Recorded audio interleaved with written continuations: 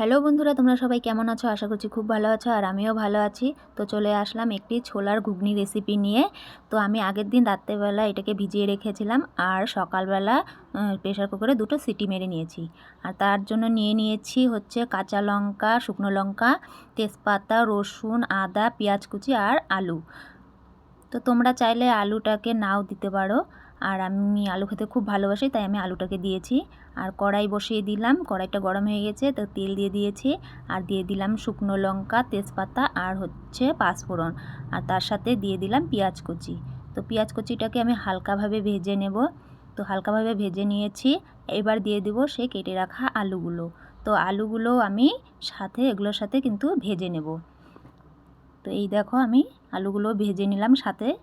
আর এবারে আমি দিয়ে দেব হচ্ছে স্বাদ মতো নুন, আর দিয়ে দেব হলুদ গুঁড়ো আর হচ্ছে লঙ্কা গুঁড়ো।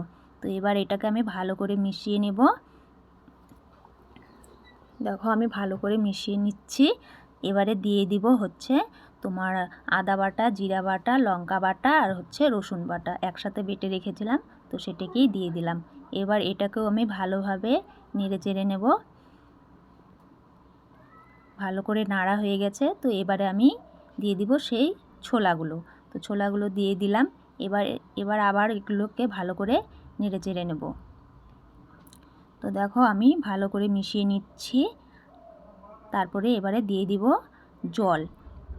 তো আলুগুলো সেদ্ধ হওয়ার জন্য আমি জল দিয়ে দিব পরিমাণ মতো, তোমরাও পরিমাণ মতো জল দিয়ে দিবে।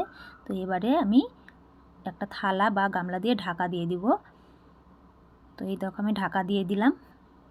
আর কিছুক্ষণ হয়ে গেল, তো এবারে দেখি কি হয়ে গেছে। তো এই যে দেখো জলটা শুকিয়ে গেছে।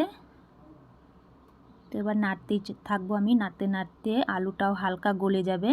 তো দেখো হালকা গলে গিয়েছে আলুটা। আর তোমরা চাইলে একটু আলুগুলোকে খুন্তি দিয়ে নেড়ে চেড়ে দিতে পারো।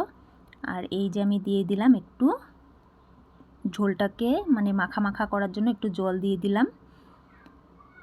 তো দেখো কি সুন্দর হয়েছে। আলুটা কিছুটা আমি গালিয়ে দিয়েছিলাম জন্য ঝোলটাও গাঢ় হয়ে গেছে। আর এবারে আমি দিয়ে দিব হচ্ছে তোমার গরম মশলা গুঁড়ো।